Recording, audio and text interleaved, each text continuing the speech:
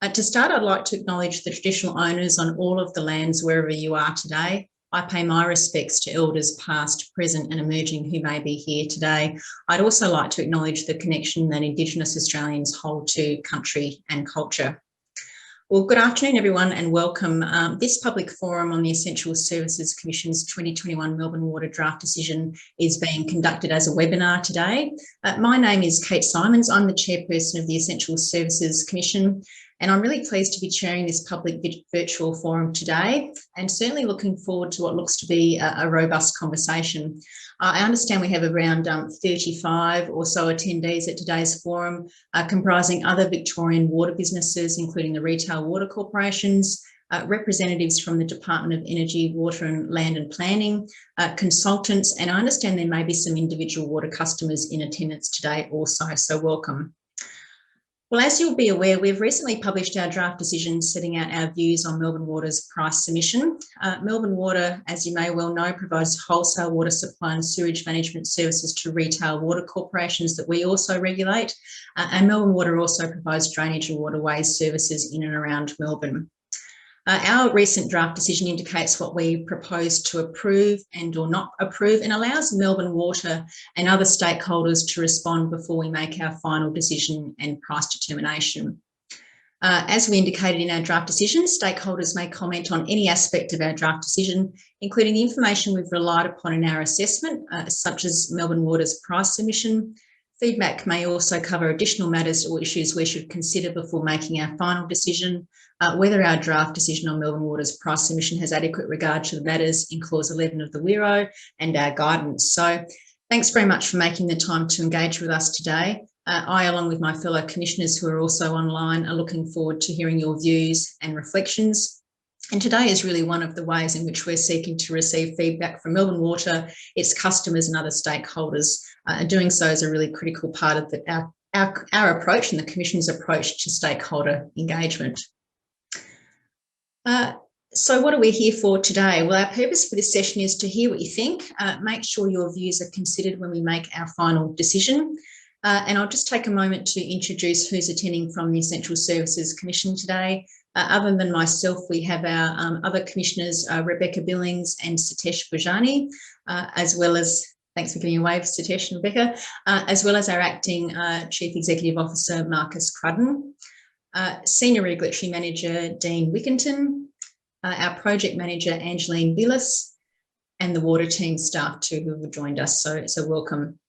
I understand too from Melbourne Water today, welcome to Michael Wanmaker, he's the Managing Director, and Anthony O'Shannessy, their CFO. So thanks for joining us. I think there might also be some Melbourne Water staff involved in preparing their price submission online as well. We're really fortunate today to have Gerard Brodie from the Consumer Action Law Centre to provide initial views from a consumer perspective, and also welcome Andrew Kelly of the Yarra Riverkeeper. Hi, Andrew, to discuss your views on the expenditure for the Yarra River. So looking forward to your presentation as well. I'll just note we extended the invitation to also speak to metropolitan water retailers as customers of Melbourne Water, but I understand they declined to speak today. But I do understand representatives are in attendance today, so certainly welcome any feedback that you might have throughout the presentation, but also in our Q&A session at the end. So even after today's public forum, there's also an opportunity for further engagement with us. Submissions to our draft decision close on the 4th of May. The best way to submit a written response is via our Engage Vic website, which can be found at engage.vic.gov.au. Otherwise, always feel free to contact us by email. The water team are there at water@esc.vic.gov.au. So just a few housekeeping matters before we get underway. So as mentioned earlier, this is a public forum. As such, please be aware that this forum is being recorded so that others may have access to view it at a later date. This means the recording may also be placed on the Commission website in the future as well. Just to cut down on background noise, it'd be great if you could just put your microphone on mute. Also, it'd be great if you could have your cameras on so that I can see your faces while we engage with you. You can unmute your microphone when you're invited to speak, or if you'd like to ask a question. I understand the mute function and camera, if you want to turn that on, is in the menu at the bottom of your screen. Also, there's a bit of a tip there for I didn't realise too. If you hold down the space bar, this should temporarily unmute your microphone as well. This public forum is scheduled to run from 1:30 to 3:30, so there should be time for everyone who wants to participate to do so. Just turning to today's agenda, broadly, firstly, I'll just outline our role in water price regulation. I'll then hand over to Angeline Billis, our project manager, to outline how we went about assessing the price submission and provide an overview of our draft decision. After that overview, we will continue with a presentation by Michael Wanmaker and Anthony O'Shaughnessy from Melbourne Water to outline its response to our draft decision. And we then have the opportunity to hear from Gerard Brodie from Consumer Action Law Centre. Following that, we'll have the opportunity to hear from one of Melbourne Water's stakeholders, Andrew Kelly, the Yarra Riverkeeper. And finally, we'll open up the forum to questions. So how to participate in today's forum? You can participate in two ways. Certainly, you'll be given the opportunity to provide verbal feedback or comments. You'll also be able to type a question in the chat function if that's preferred as well. If you want to participate today by making a verbal comment or question, please use the raise your hand function and we'll then work through all the people who have clicked on the raise your hand function and invite them to unmute and ask the question or share a reflection. If you'd like to participate today by typing your question, feel free to use the chat function on Zoom. Hopefully you can find that at the bottom of the screen. Only one person will see your identity, I think, and they'll ask for your name, and then we'll read out the question, who you are, and try and answer that question from you as well. So hopefully that will allow all our attendees here today to engage with us, ask any questions or provide any reflections that you'd like to. We'll certainly remind you all of that when we get close to the Q&A part of the forum. If there's no other questions at this point, can't see any hands up or anything like that, team, or questions in the chat function. Let's get underway. So our objective is to promote the long-term interests of Victorian consumers, and we are Victoria's independent economic regulator of electricity and gas, water and sewerage and transport. We also administer local government rate capping and the Victorian Energy Upgrade Scheme. We've been regulating water prices for more than 15 years, including for Melbourne Water. And for the water sector, we approve prices and service standards. We monitor and report on performance, and we also administer customer service codes. On that note, I think I'm going to hand over now to Angeline to now outline how we went about assessing the price submission and our draft decision. So thanks very much, Angeline. Okay, thank you, Kate. Could we go to the next slide? Okay. I'll provide quickly an overview of our main processes. So we issued guidance to Melbourne Water on November the 13th. 2019, and then we issued additional guidance to Melbourne Water in August last year, and that was it provided an additional month for Melbourne Water to address its issues and its proposals within the context of the coronavirus pandemic. So we then provided customers an opportunity during November and January this year to respond to the price submission. We issued our draft decision on the 25th of March, and we're currently in our consultation phase, which closes on the 4th of May, during which time you have to provide a response to the draft decision. We also note that this is the first time Melbourne Water is making a price submission under our new Primo pricing framework. We aim to make a final decision in June, and with prices to apply on the 1st of July. So when we assess Melbourne Water's price submission, we need to assess and ensure it complies with the requirements of the Water Industry Regulatory Order, and it meets the requirements in our guidance, which outlines our expectations on the overall approach, the application of our incentive for the Primo framework, where the returns earned is linked to the level of ambition in the price submission. We also outline our expectation in relation to the treatment of the coronavirus pandemic, which, as I mentioned before, was outlined in our additional August 2020 guidance. We also have to ensure that the price submission complies with the relevant criteria in the Water Industry Act and the Essential Services Commission Act. Now, it is up to Melbourne Water to propose prices and services consistent with these matters. Our draft decision just indicates what we propose to approve or not approve and allows Melbourne Water and other stakeholders to respond before we make our final decision and price determination.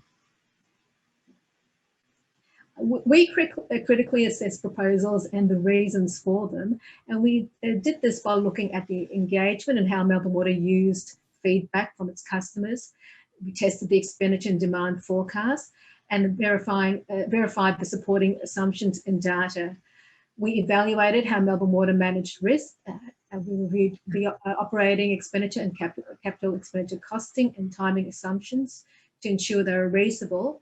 And we checked for any big price movements or any tariff restructuring to ensure that they have transition strategies. And we also obtained advice from expert consultants where we thought appropriate. So in summary, Melbourne Water proposed a falling price path, but not for waterways and drainage, over a 5-year period. They proposed to retain the current structure and form a price control, increase the amount for desalination capitalisation, increase capital expenditure spending, mostly in relation to their forecast growth. There's a continued focus on delivering high quality water and sewage services and new investments in waterways and drainage. And Melbourne Water also proposed an advanced Primo rating. So this next slide looks a little bit busy, but what we want to show is Melbourne Water's capital expenditure or proposed capital expenditure is the big peaky mountainous looking one, and it's about a 47% increase to the current levels, and the higher sort of peaks is the proposal, and below that is our draft decision, what we recommend the draft decision expenditure to be. So possibly just in summary, a quick take out from that chart is just it was a significant increase from current levels that was proposed by Melbourne Water. So the summary of our draft decision, we propose to approve a 3-year pricing period, and that's to allow Melbourne Water to put forward a new proposal as a clearer understanding of the impacts of the coronavirus pandemic emerge. We think that it's in the better interest of customers to do so. We propose to accept many elements of the price submission, including the tariff structure and price cap, form of price control. We will work with Melbourne Water to finalise the measures and targets it proposes to use to report on the performance of its customer outcomes for our final decision. We do not approve Melbourne Water's proposed approach to recovering its desalination security payments. We consider the additional capitalisation amount of $186 million to recoup previous shortfalls so we do not consider it's consistent with our guidance or the WIRO, the Water Industry Regulatory Order. We considered the Melbourne Water's proposed demands forecasts do not sufficiently take into account the impact of the coronavirus pandemic on population growth. We think their proposed forecast of just under 2% per annum each year for the next 5 years is materially higher than other reputable sources, including the Australian Bureau of Statistics and government estimates. We, in our draft decision, we recommended a notional population forecast or demand growth of around 1% per annum for the next 3 years, which were closer to the estimates that the ABS and also government, the Victorian government, had recently released at the time. We also consider that forecasting operating expenditure increases for waterways and drainage were not sufficiently justified, and relying on customers' willingness to pay study rather than the robust cases and or detailed consultation on specific projects But as our draft decision mentioned, Melbourne Water has the opportunity to respond to and provide additional business cases on their waterways and drainage expenditure that we propose not to approve, and we will review for our final decision. This is just a quick summary of some key numbers. So our draft decision, operating expenditure and capital expenditure were adjusted accordingly. For operating expenditure, we increased it by 82 million. That's in reflection of the desalination adjustment, and the capital expenditure reduced it by 227 million. That's over the 3-year period. Next slide, thanks, Seda. So we have proposed a standard Primo price submission rating. We consider the price submission did not adequately demonstrate how it delivered significantly improved value. There were guaranteed service levels were not developed. Tariff reforms were to be considered during the regulatory period. A price through mechanism for some costs were to be developed. Engagement practices were much better than in the 2016 review, but provided limited opportunity for its more sophisticated stakeholders to influence the direction of engagement at early stages, or did not include opportunities to deliberate on complex issues at later stages for recommendation its final price submission. On its willingness to pay study, Melbourne Water, we consider Melbourne Water did not reopen the test results for interrogation before formulating its final recommendations. Therefore, we adjusted Melbourne Water's return on equity. So what does our draft decision mean? It means prices will fall, adding to the price reductions proposed by Melbourne Water. Melburnians will continue to receive high quality drinking water, so safe treatment and disposal of sewage, and the investment in waterways and drainage. Melbourne Water will also continue to reduce its environmental footprint and respond to climate change. So our assessment of Melbourne Water's revenue requirements suggests about a $97 million decrease in the overall proposed 5-year revenue requirement, or over the 3-year period, it's about 40 million, or 1% of the revenue requirement which Melbourne Water proposed. So that's the end of my session of the overall summary of the draft decision. I'll hand it over to yourself, Kate. Great, thanks very much, Angeline. Now I think we're moving to the next part of the forum and would like to welcome and invite Michael Wanmaker and Anthony O'Shannessy from Melbourne Water to outline their initial views to our draft decision. So welcome, Michael, welcome, Anthony, and I think we've got your slides in the background there to share as well. So I look forward to hearing from you. So I'll hand over to you now, Michael, I think. Yes, great. Thanks, Kate. Can we move to the next slide, please? So what we're going to do today is we're really not going to comment or talk about what we agree or don't agree with the ESC's draft findings. We'll do that through the more formal process. What we would like to do is use this opportunity, which is a great opportunity for us to talk to our shareholders, stakeholders and the general community about our submission and some of the things that we think are the real positives that will come from this. So I just want to talk about that when Melbourne Water puts its business plans, corporate plans and subsequently the price submission together, we run some key themes throughout the whole organisation, and those that are familiar with the organisation would have seen that in annual reports and corporate plans that we produce. A couple of them that are relevant to the price submission are customer focus. We do put the customer at the centre of all of our decision-making processes. We are a very customer and focused and orientated organisation, which leads to some really positive sort of contributions and benefits to the community that we serve.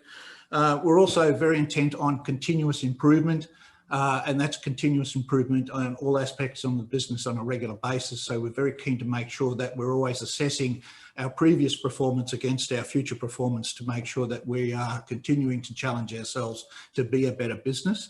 And we also have one we collectively called living within our means, which this plays into the keep the prices low aspect of making sure that we're running an efficient business and we spend the public money wisely. So for this price submission, we spent quite a bit of time and developed and implemented with a range of other stakeholders, including the retail water organisations, a customer and community engagement process that we took over a couple of years. We believe it is quite mature and sophisticated and quite innovative. And we spoke to the customer base and the community broadly in a variety of ways. And what they told us was these dot points here, that the things that were important to them were safe and reliable water and sewage services, our healthy waterways and protection of the environment, and keeping prices low. So no great surprises there. They're the sort of things that you would expect the public to expect from us. And we take those commitments and obligations very seriously, of course. So we believe that this is part of this continuous process of continuing the trend of delivering high quality services and continuing to see prices decline. Now, I will go back a little bit in history. In our previous price submission, which was in 2016, we had a step change where we actually managed to reduce the wholesale cost of water by approximately 11%, and we've been able to hold that from 2016 through to now. Despite some of the things that come along and sort of derail some of those plans and objectives.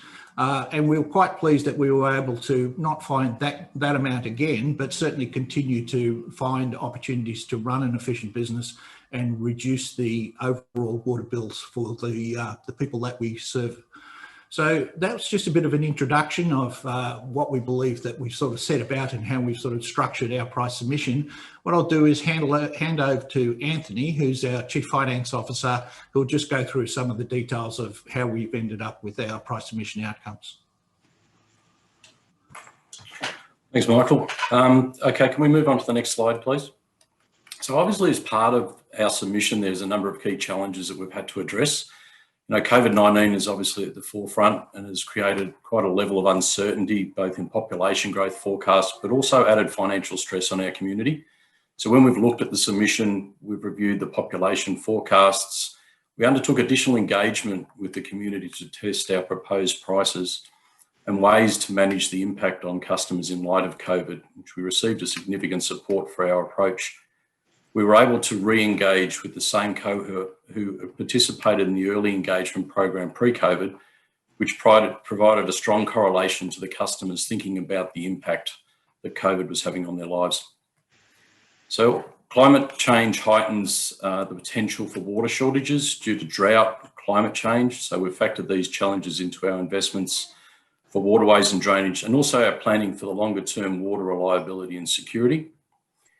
So and I'll emphasise the recent rapid population growth that has already occurred over the current price submission has put pressure on water and sewage supply infrastructure and the environment. So these changes have influenced our decision across all of our services, and particularly associated with the timing on some key major capital projects that were put forward as part of our current price submission. Our ageing assets also degrade the resilience of our bulk water treatment and transfer infrastructure. We look to optimise and maximise our existing assets before we put anything new in the ground, and we've factored asset life and conditions into our investments for water and sewage services. So our response to these challenges are considered proportionate and delivered and designed to deliver the outcomes our customers value at a price also that has fairly balanced the services that would deliver the risk. I'll just have the next slide, please.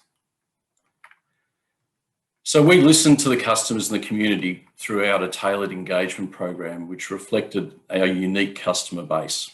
So engagement for our price submission was a great opportunity for us to further embed Melbourne Water's continuous improvement journey to put customers and community at the heart of what we do. In our 2016 price submission, we launched our next generation community engagement model, which was about transforming and embedding best practice engagement across our organisation. It aims to shift us from good practice engagements in order to manage risks to a position of leadership and innovation where our customers and community are at the core of what we do. So over the last few years, we've worked to embed the next generation community engagement model into the culture of our organisation. And last year, we were extremely proud to be awarded the Australasian Organisation of the Year by the International Association of Public Participation because of this engagement model. So applying our award-winning next generation community engagement model and addressing the ESC's engagement guidance, we tailored our engagement program to suit our unique customer base and services.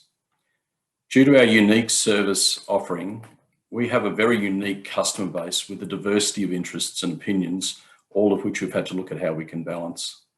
The retail water corporations are our direct customers for our bulk water and sewage services, who in turn pass our prices onto the community, being the end-use customers. Our customers for our waterways and drainage services include local government, engaged community groups, as an example, Yarra Riverkeeper, the Werribee Riverkeeper, Port Phillip Baykeepers, as well as developers, direct service customers, and the broader community. We used a variety of fit-for-purpose engagement forums and methods to enable customers and community to be given suitable opportunities to deliberate and influence our submission at key stages of the development across almost 2 years. Our engagement forum included 2 dedicated customer councils to represent the interests of urban and regional water businesses, as well as representatives of key stakeholders in our waterway and drainage services. So the Water and Sewerage Customer Council met 17 times throughout our engagement program, deliberating on most aspects of our submission. And the Waterways and Drainage Customer Council met 12 times, also deliberating on most of the aspects associated with the Waterway and Drainage Investment Plan. As well, we had over 3,500 households and 500 businesses responding to surveys, testing investment preferences and willingness to pay for services. We had 80 participants in 3 separate deliberative panels, and we had over 6,000 visits and subscribers to our Your Say engagement website. Next page, please. So our engagement program involved nearly 2 years of rigorous engagement with retail water corporations, household businesses, and a broad range of other stakeholders. So in accordance with the ESC guidance and our next generation community engagement model, our engagement program started early to allow time for deep engagement. A lot of this learning came from our 2016 price submission. So we had a 3-stage multi-pronged approach, which was tailored to ensure appropriate forums and opportunities were provided to help share and shape our submission, matched to the varying interests and influence levels of our diverse customer base. So at stage 1, we really sought to understand what our customer and communities value about our services to establish focus areas for further engagement. We developed a co-designed vision and values to guide development of our submission and refined our approach to engagement based on what we heard through this stage. Stage 2 focused on understanding customers and community preferences and performance priorities. We co-designed our customer outcomes and began refining our investment program based on what we heard through this stage. And at stage 3, we sought to validate and prioritise customer outcomes and outputs, taking a deep dive into review of our investment program with our 2 customer councils and deliberative panel. Closed the loop on engagement with opportunities for stakeholders to review draft proposals and concluded by undertaking an additional community deliberation panel over 4 days, September last year, to consider the impacts of COVID. This final community deliberative forum provided resounding support for the acceptability of our proposed prices and measures to ease the impact on water bills. So an example also through our Water and Sewerage Customer Council that we were requested to introduce guaranteed service levels. While this might be common for a retail organisation, it is not normal for a wholesaler to apply GSLs and was not something Melbourne Water had even considered. At the time of the submission, the service managers from Melbourne Water were working with their counterparts in the retailers to design the GSLs. We're now completed and they'll be incorporated from 1 July 2021, which is a real move and advance forward for Melbourne Water and based on exactly what our retailers, customers have asked. So despite nothing being in place, I also just want to point out that Melbourne Water also contributed last year to an incident that going forward has now formed part of our future GSLs. Next slide.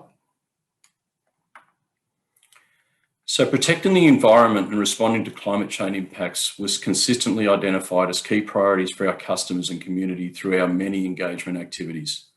Our submission included a number of investment proposals that support the environment and respond to climate change. We balanced what we heard from our customers with our priority to minimise the impact on customer bills and the obligations and commitments under the Healthy Waterways strategy. We consistently heard feedback from our customers and communities supporting the increase in our waterways and drainage services. In fact, many people wanted a greater increase. The increase was influenced by our commitments and play our role in Melbourne's livability. So key drivers for the increases include managing litter and pollution, stormwater quality and treatment for existing schemes, new large-scale stormwater harvesting schemes, being Sunbury and Upper Merry Creek, vegetation for the environment and for amenity, management of wet land conditions, increasing public recreational access to land and water, flood preparedness, flood mitigation activities and facilitating community involvement in the waterways.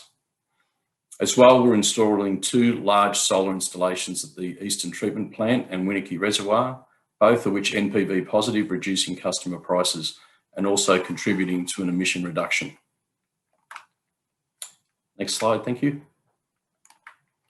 So our submission included a significant uplift in our capital works program to renew ageing infrastructure and increase capacity and reliability in response to recent significant population growth.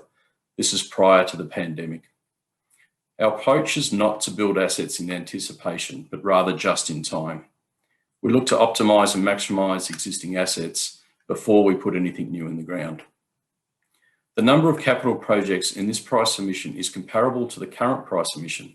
What is different is the number of large projects required to deliver the outcomes. The major projects in the sewerage network relate to augmentation required at Western Treatment Plant to treat the existing increase in volumes and EPA obligations of nitrogen emissions. The major sewage pipe transferring volumes for east to west travels across Hobson's Bay. Under the Westgate Bridge is a major exposure to the network. Work has already commenced with this key pipe being duplicated in the next few years to ensure continuity and reliability of the sewage network and access from east to west. The major project in the water network is to ensure reliability of water supply and longer-term security, providing water to service the growth that has already occurred in the western and northern suburbs. This is a Yan Ying to Bald Hill pipeline, as well as a new large-scale stormwater harvesting scheme in Sunbury, which will support an improved environmental impact on rivers, utilising stormwater as opposed to potable water. We also increased the level of capitalisation of the desalination plant in line with the ESC guidance, adopting principal payments as the basis for the level of capitalisation. So this submission is a significant step forward and place customers and the community at the heart of what we do. We're in the process of finalising our response to the ESC's draft determination, and we'll be lodging our response on the 4th of May. Thank you. Great. Thanks very much, Michael and Anthony, for your presentation. Really pleased to hear you mention customers are at the heart of what you do in your decision making and your ethos of continual improvement. So thank you very much for sharing those reflections with us. I think we've got a question or two that's come through in the background that we'll turn to and pick up in a question and answer session at the end for Melbourne Water. So just for those who are asking questions, we'll bank them and deal with them in Q&A at the end, if that's okay with you. All right, thanks, Michael and Anthony. We'll now turn to Jared Brodie from the Consumer Action Law Centre. Welcome, Jared, to give some initial views on the draft decision as well. So I'll hand over to you now. Thanks, Jared. Thank you very much, Kate, and thank you for the invitation to speak today. I'd also like to acknowledge the traditional owners of the lands and waters that we share across this state and pay my respects to elders past, present and emerging. If you just go to the next slide, Consumer Action Law Centre, for those that don't know us, we're a community legal centre and financial counselling organisation and conduct consumer advocacy in a range of markets, really drawing on the experiences of people that contact us for assistance, whether that's legal assistance or financial counselling. Our vision, as it says there, is a just marketplace where people have power and business plays fair. Just on the next slide, it talks about our organisational purpose, which is really to make life easier for people experiencing vulnerability and disadvantage. Just go to the next slide. In terms of water, there are obviously a range of issues in consumer protection with water that people who contacted our centre raised with us. Obviously, water is a basic human right and affordability is key. The range of regulation that covers water industry, deals with most specifically the retailer consumer interface around the way in which retailers bill and treat customer service, deal with vulnerability, fairness, community expectations. And that's probably a key focus for our organisation, but we are also interested in the affordability of water. So that is the cost of the wholesale water, the component from Melbourne Water is obviously really key. That list there can give some of the, priorities or issues in consumer protection. I just thought I'd pull out one of them and say a few words around, which was consumer engagement, particularly in the context of a pricing review like this. Consumer engagement is really a proxy for consumer choice. In Victoria, we don't have choice around water providers, and particularly we don't have choice about the wholesale provider. In competitive markets, by contrast, we rely on consumers to drive competition by making the best choices for their circumstances. Within monopoly sectors like water, this choice is obviously constrained. So the key reason that regulators and experts emphasise consumer engagement is a proxy for choice. My organisation has been of the position that it's really the regulator's role to stand in the shoes of consumers and not merely act as an arbiter between consumers and businesses in this context. The reason for this position is due to, the inherent imbalance between users and businesses. We need to see a lot more resources thrown into consumer advocacy, a point I might come back to. Customer engagement, I admit up front, is difficult, and we need to learn from best practice. During the previous pricing process for the retailers in Victoria, we did see elements of good practice. And the Essential Services Commission, I think, has done some really good work in showcasing good consumer engagement. One issue I wanted to pull out was a concern that we have about some forms of simplistic customer research when conducting consumer engagement. And the one I thought I'd pull out is willingness to pay surveys. In this regard, we really did think through how to support consumer autonomy when participating in research engagement, which is difficult. And a key problem when consumers engage in those sort of willingness to pay research studies is behavioural biases. People are going to be, directed by what the questions are and may not have good anchor points to really understand ways to reflect a value for them. So I guess I would say that willingness to pay or willingness to accept surveys are a pretty crude proxy for consumer welfare. I think the theory around willingness to pay is most secure when consumers are asked to pay how much they were willing to pay for a good in which they're familiar, such as food or clothing. It might also be secure where people are asked how much they're willing to pay to use a service which they have experience. I think it's far less secure where consumers are asked to pay for things that their actual effect on their lives that are unfamiliar or a bit removed or ambiguous. And I think water, unfortunately, fits into that category. In such cases, willingness to pay or willingness to accept on a consumer survey may amount to a stab in the dark. I also would say that willingness to pay can still be helpful in that context to assess preferences. So whether to do A over B. So I'm not saying it's no use, I just limit its use. We just move to the next slide. Just to emphasise again, the human impact of water prices should not be ignored or understated. There was a report by the Victorian Council on Social Service and RMIT University released in August last year that interviewed a single mum, Odette, who was forced to bathe her children on alternate days because, and quote, it's just so expensive. There are also people on fixed incomes that shower outside the home or go to great lengths to carefully manage their water consumption and their budgets, yet still struggle to afford those water bills when they arrive. I think it's important for us to keep those experiences in mind because they exist in our community. Just on the impact of COVID-19, we have seen the data published by the Essential Services Commission that shows more customers are applying for hardship grants and the number of customers on hardship programs have increased. I think positively though, we've seen supply restrictions generally stopped. Let's go to the next slide. I thought I'd just make a few comments about the Primo model, which ESC use as part of its water pricing process.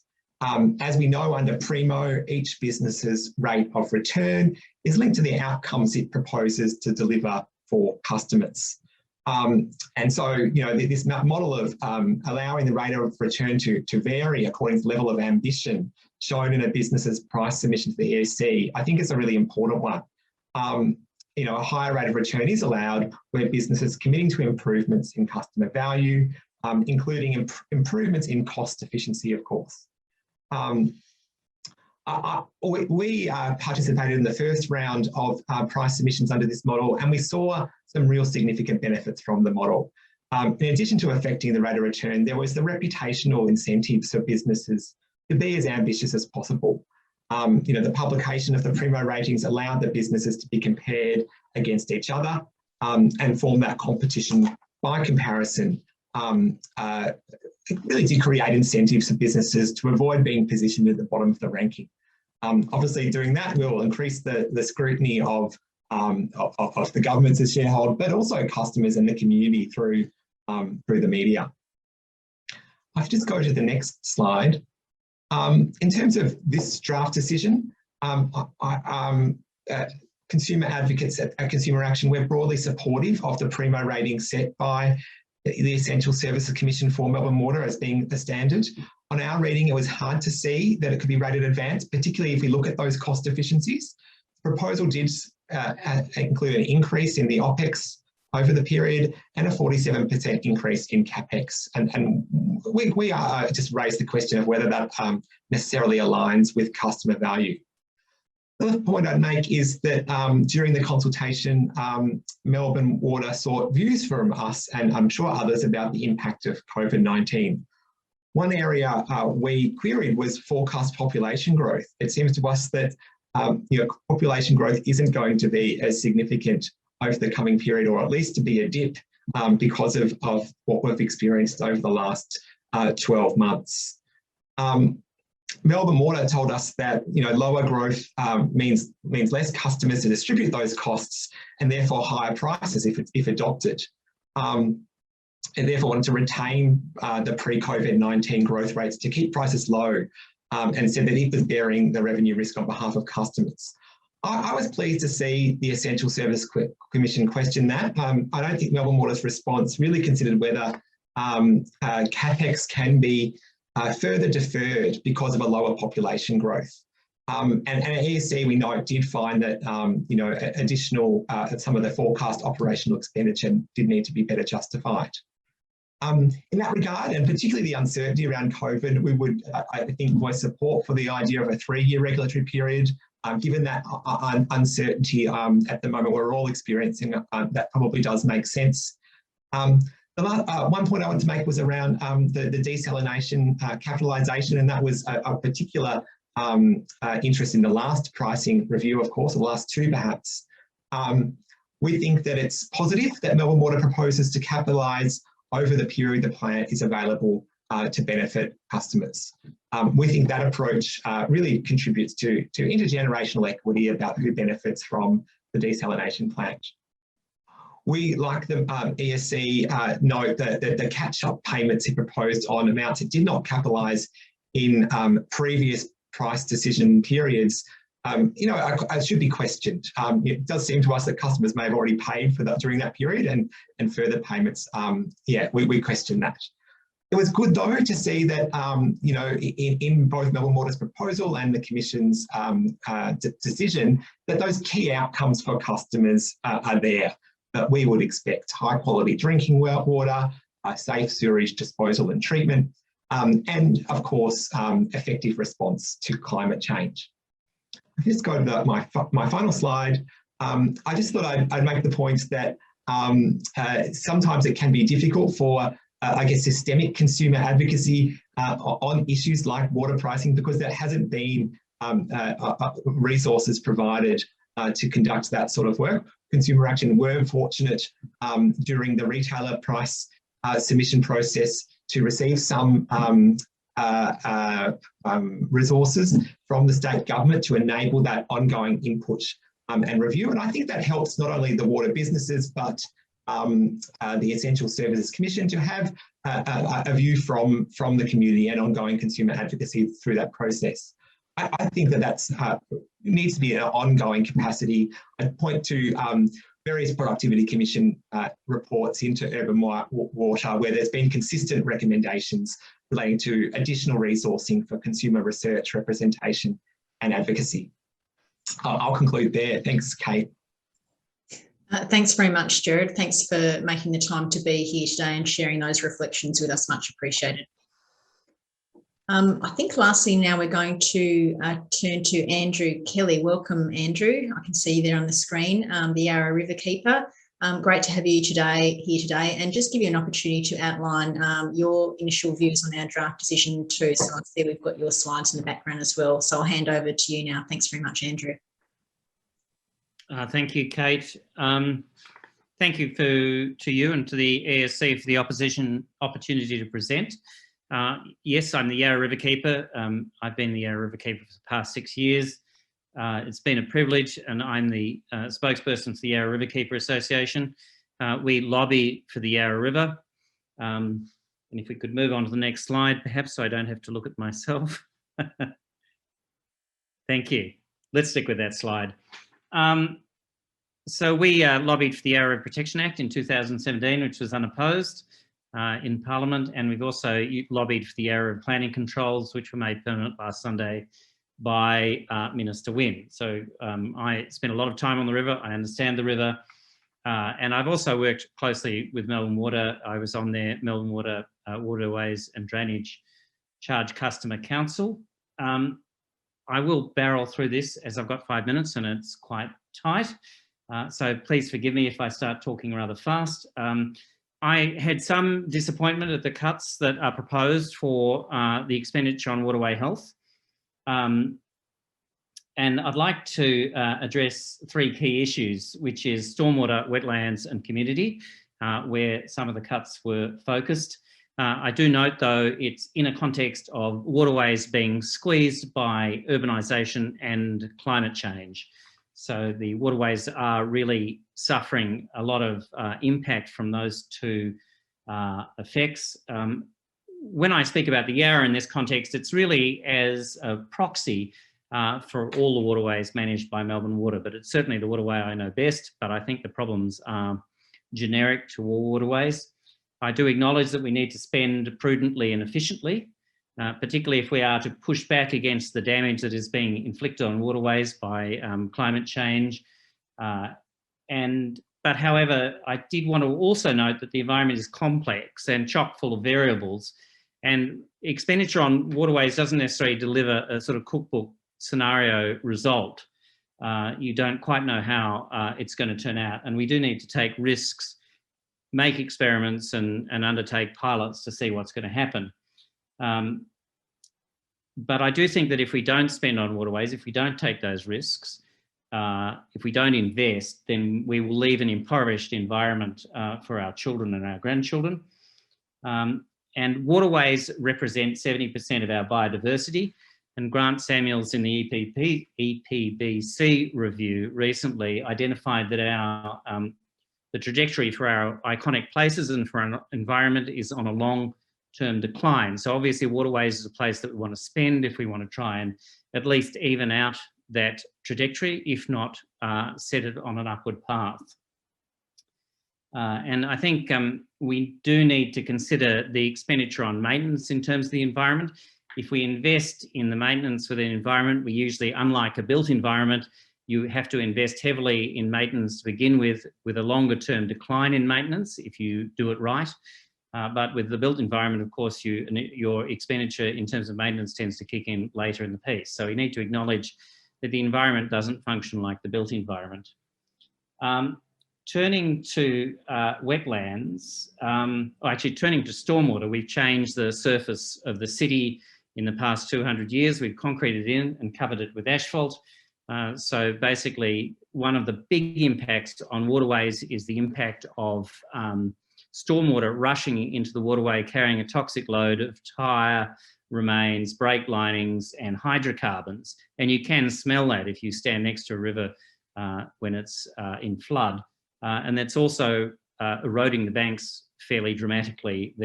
And this impact is worsened by climate change, where we're getting fewer larger storms. So stormwater is really an area that is an essential expenditure. The Yarra is suffering from an enormous impact in its lower reaches from what's happening at the tips of the tributaries. So it's the tips of the tributaries like Mary Creek where we need to spend to protect everything lower.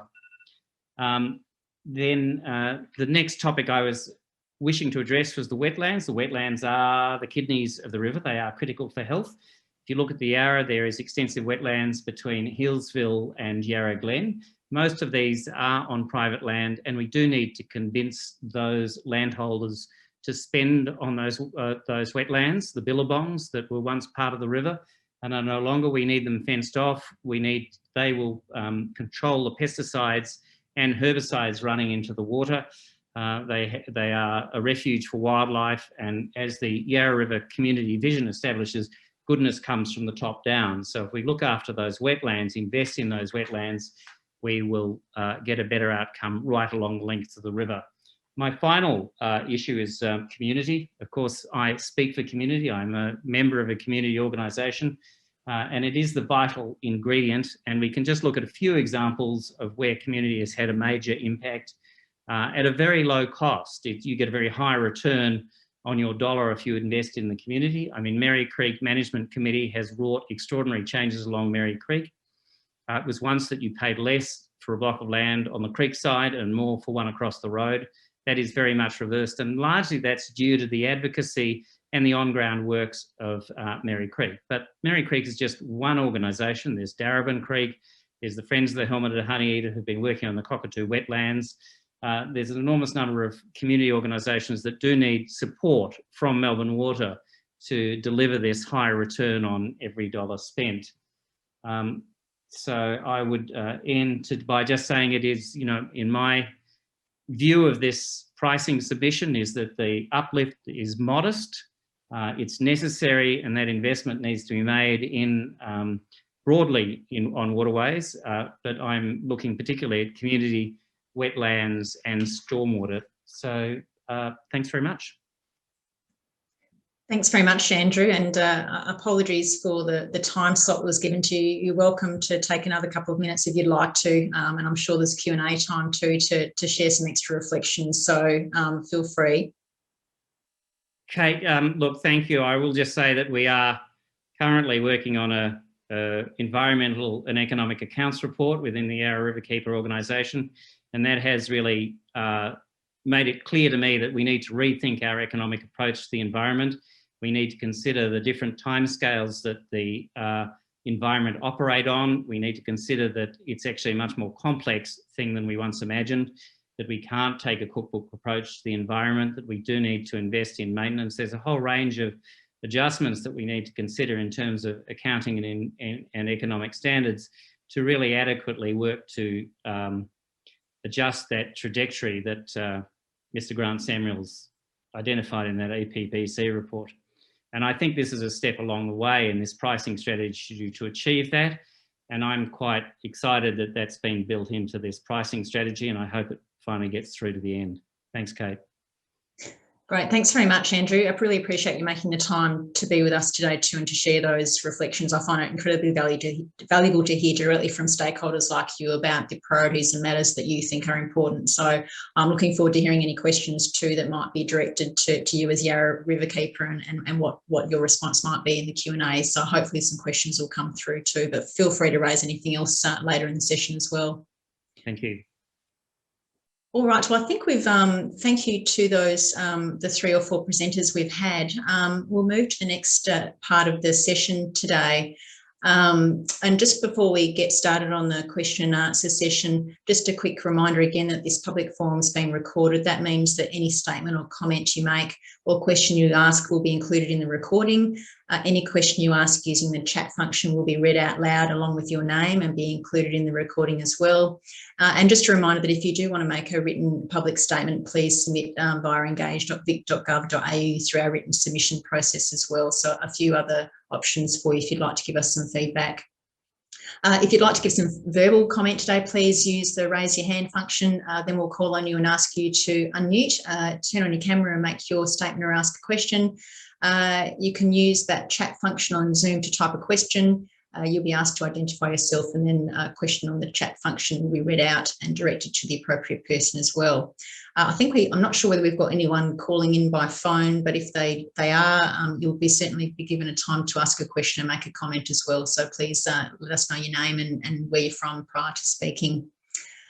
All right, so we've got a number of people around the table from the Essential Services Commission too. I think we've got Marcus on the line, members of our water team, Angeline and Dean, and obviously myself too. And from Melbourne Water, hopefully you'll be willing to answer some questions too if they're directed to you. And I think you've got some of your price review team online as well. So let's kick off.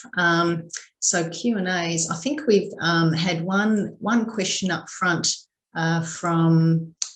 I think we had one from Marnie Island just during Melbourne Water's presentation itself. Marnie, thanks for the question. The question was, did anyone consider the outcomes that need to be delivered by the water sector for traditional custodians and how to embed this into pricing submissions? A great question, and probably one that I might direct to Melbourne Water at first instance.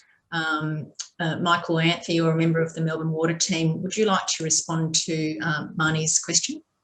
Yeah, look, I'll hand over to Simon, who is our project lead for the price submission, to give the detail, but I will add that, our relationship with the traditional owners is fairly deep and strong, of course. We've had the lead role in what Andrew's been talking about with the Yarra Strategic Plan, which is the first time ever there's a catchment to the coast sort of approach to managing the Yarra River, and the traditional owners play an important role in that. And we go all the way through to doing cultural burning on our land and various other aspects of working in close cooperation with the Indigenous participants. But specifically, we have taken into consideration, and there's ongoing conversations with the Department of the DELP, Department of the Environment, Land and Water and Planning at the moment, about water entitlements and how that works for the traditional owners in the future. And that's part of the long-term sustainable water strategy, which is not part of this price submission, but certainly addresses that particular issue. So I will throw to Simon to introduce himself and just talk specifically about how we've addressed this in the price submission. Thank you, Michael. So I'm Simon Marchington, pricing manager at Melbourne Water. So further to traditional owners, we have engaged with traditional owners in developing the 2021 price submission, and there is an allocation of some funding to further develop the conversation, the narrative, and determine a strategy for how Indigenous landowners can best contribute to pricing submissions, recognising that there's lots of authorities which are all seeking to get that involvement, and their time is limited. So we're looking at ways that we can most effectively and efficiently gain their insight and contribution to our price submissions moving forward. Great, thanks very much, Michael and Simon. Did anyone from the Commission team want to make any comment? Jordan, anything you wanted to add to that?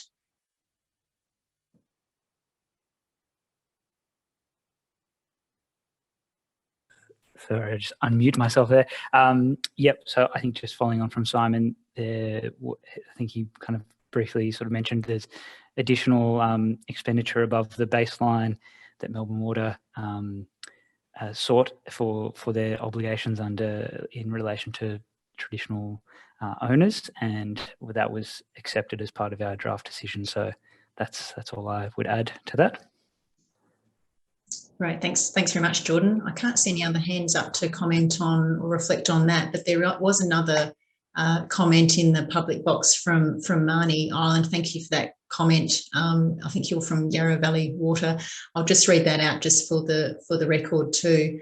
In addition to the willingness to pay survey, Melbourne Water undertook specifically in relation to their pricing submission. We would also acknowledge their partnering with us and local government, traditional custodians and the VPA in a sub-catchment place-based planning approach piloted in the Upper Merri Creek and underway in the Gardeners, Kooyong and Upper Yarra sub-catchments, which has been used as a case study for benchmarking best practice for community engagement and traditional custodian inclusion in the WSSA IWM best practice and principles guidelines.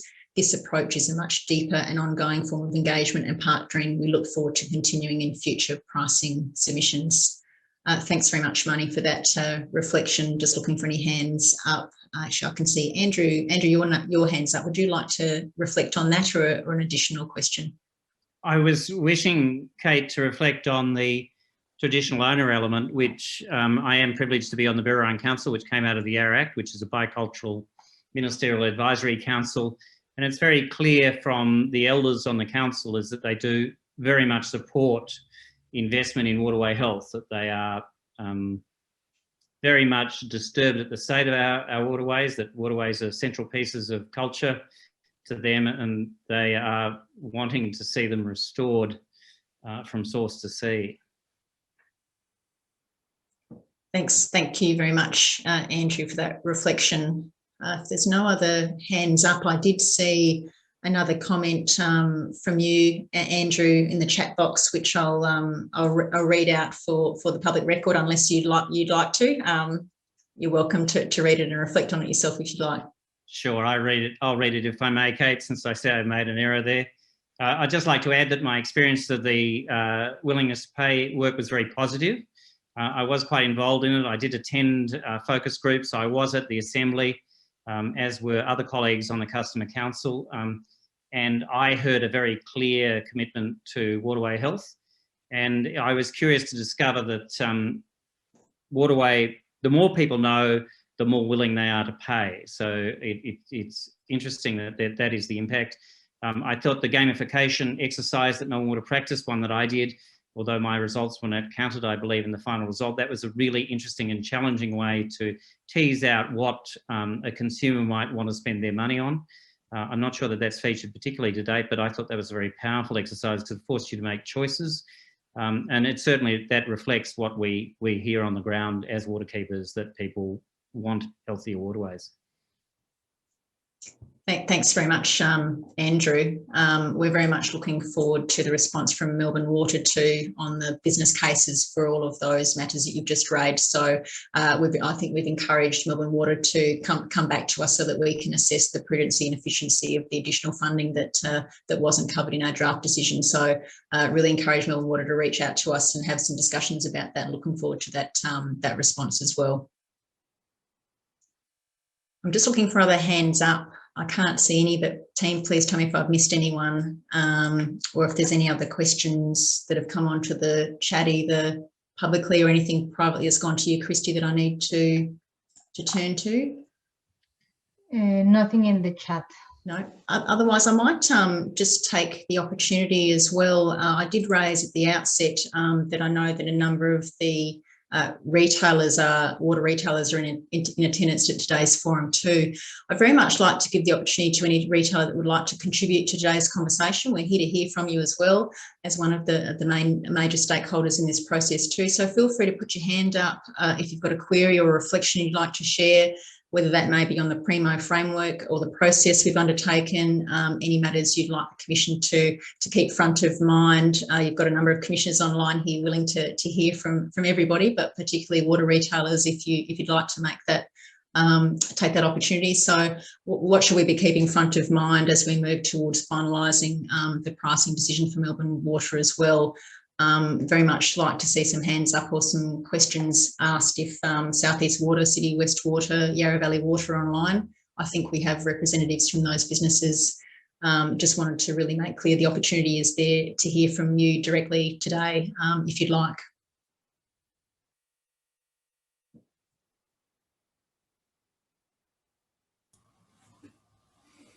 Michael, you've got your physical hand up. Yeah, sorry about that. Yeah, look, just while they're thinking about whether they would like to make a contribution, I would add that I think historically there's been a degree of separation and there's been some degree of conflict of priorities between the retailers and the wholesale side of the water industry.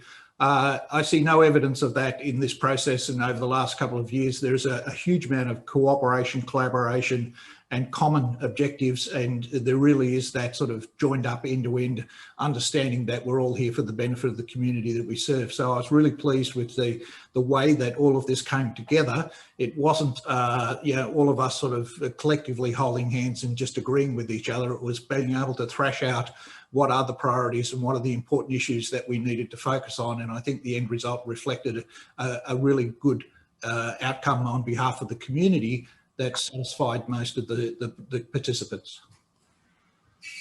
Right, thank you, Michael, for those reflections. I'm very much of the same thought that a range of perspectives around the table thrashing out to get to the best outcome possible is the best way to get to an outcome where we all have the same sort of outcome at heart. So that's great to hear. I wonder, can't team if you've seen any hands up or questions from retailers in the meanwhile, please let me know, but I can't see anything at this point in time, but really just wanted to make sure that there was the opportunity there for those retailers if they'd like to take that up. All good, all right. Any other stakeholders? Obviously there's a range of people on the virtual public forum today, and this is a real opportunity to have an open dialogue about key issues and priorities and reflections. So feel free to raise anything. Jared, I wonder do you have any other reflections after your presentation, hearing from the other presenters today? Anything else you'd like to raise?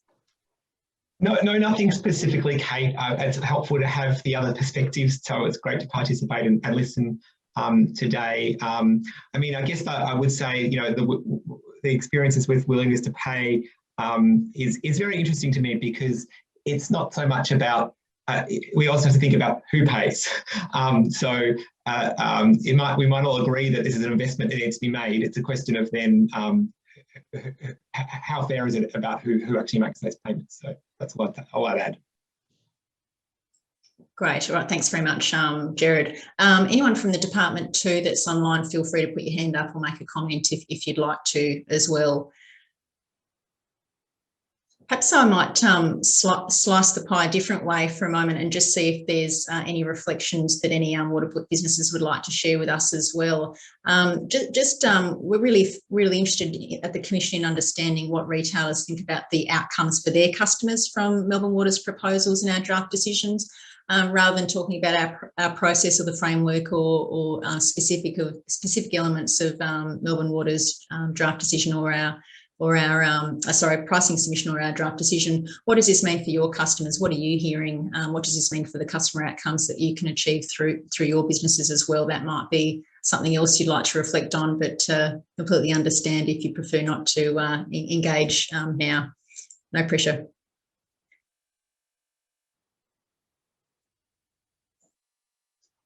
No hands up, Christy, just in case I'm missing anyone. No hands up, no comments in the chat. No. And thank you, Christy. The only other aspect I think is of real interest too is obviously as we've come out of the pandemic, the effect on businesses and the effect on consumers as well.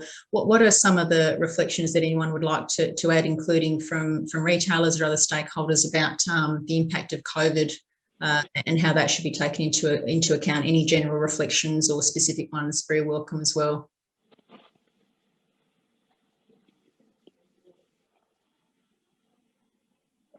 Brett, I see your camera on and you're off mute. I'm not putting you on the spot. I know you're from Yarra Valley Water, but look, share with us. I was trying to find the hands up button, to be honest. So look, a couple of things. Look, Yarra Valley Water is very supportive of the Primo framework. We think that it's really best practice. We know I was speaking to IPART this morning, and they're now working on their process to work out how they're going to change their regulatory framework to move to a better process than simply building block regulation. And we think the combination of Primo and building block regulation really is best practice. As not personally for most of the time, but Yarra Valley Water was represented on the Customer Council, and we're certainly supportive of the outcomes that have been developed. They're largely consistent, or they are consistent with, largely with our outcomes in our price submissions as well. And I think the only thing that we are looking forward to is when it comes to the final decision and the actual prices, which I know the draft decision doesn't go into that level of detail. Our customers have consistently stated they're looking for a smooth price path rather than a P0 or up and down as such. So that's a request that we will probably follow up in writing as well. Okay. Great, thanks very much, Brett. Appreciate you turning on your camera and unmuting and making a few reflections from a retailer's perspective. And yeah, absolutely. You've been through your first iteration of your first water pricing review under Primo, and this is obviously Melbourne Water's first time as well. So it's a bit of a journey for all of us. But as we can see, some really positive outcomes from the way that framework works, and others looking at it very keenly as well. So that's great to see. I'm wondering if any member of the Commission would like to raise anything or make any comment too. I can't see any other questions or hands up, and we do have another bit of pocket of time to spend on this. Otherwise, I will can always move to close the session a little bit earlier than we anticipated, but just feel like there's a last call for anyone to put their hand up. Make any reflections, ask a question in the chat function. Oh, Satish. Welcome, Satish. Satish Bajani, our commissioner, my fellow commissioner. Thank you, Kate. I guess I just support your call in terms of, especially from Melbourne Water. I know the Commission generally is, and certainly for my part, I'm very, very interested in hearing in the response from Melbourne Water whenever it comes and however it comes. The sort of issue you raised, Kate, in terms of the impact of the draft decision and what it would actually mean if that were carried through. So obviously Melbourne Water will put in whatever response it wants to put in, but if it's possible to put in as part of that, the impact of the current draft decision on customers, on Melbourne Water and its customers, that would be very useful information to have a very close look at if that's possible. Will do. Thank you. Thanks very much, Satish. Did you want to add anything else, or no? All good? All good. Great, thank you. I'm just told too that Marnie Island, did you have your hand up? Did you want to make any comment as well? The opportunities there if you'd like it. Yeah. Just because we've got some space, but probably on the broader Primo framework, which I agree is a fantastic framework, and that we are finding our way on what that ongoing and really deep level of engagement as we build what now will be aligned pricing submissions. So that's the one positive out of this 3-year time frame, and an opportunity for us to work together quite closely. Something to reflect on for all of us as an industry is particularly the space that Melbourne Water occupies, but increasingly the retailers, and particularly Yarra Valley Water, I know our 2030 strategy is interested in the livability outcomes, which deliver the broader economic but significant health sector benefits that aren't necessarily specifically captured in a return on equity. But there's a myriad of studies and case studies and economic analysis that talks to the broader benefits to society, but also the coffers of Treasury when the water industry delivers livability across the board, not just the big investments in major infrastructure, but the livability outcomes. So there's just a little, I guess, open question to how we can perhaps acknowledge that, because it links very closely back to everything that we hear that the community values in what we do in their space. So you'll hear in parroted formats from every water authority that We just expect clean water and we expect to be able to flush toilets. You don't get extra points for that. What you do get extra points is where you add value. And specifically, and we've tested this a lot, is that added value is the livability of your local area, and increasingly knowledge about what traditional custodians want for their country in a local setting. So I just throw that into the mix and perhaps how we work together in these next 3 years. Thanks very much, Marnie. Some really interesting reflections there on the Primo framework and what are some additional sort of priorities and factors we might be looking at moving forward. We will, it's probably an interesting reflection too for when we look at the guidance for the 2023 pricing period onwards for a number of the water businesses in Victoria. When we revisit the guidance for that, we're really welcoming water businesses to come forward and give their reflections on the Primo framework and other matters that they might see as an opportunity or have seen as a challenge moving through their first pricing period under Primo. So really encourage the dialogue about anything you want to raise about what that guidance could look like too. So thanks very much, Marnie. I don't think we've met with Yarra Valley Water yet for ahead of that pricing period, but we'll certainly raise that when we see Pat. All right. Any physical waving hands, other hands or comments in the chat box? Jared, I can just see a comment by you, Jared Brodie from Calc. Yes, just acknowledging that's a helpful point about livability and culture value. Thank you. And Jared, thanks. I think you've had to leave now, but thanks for being with us.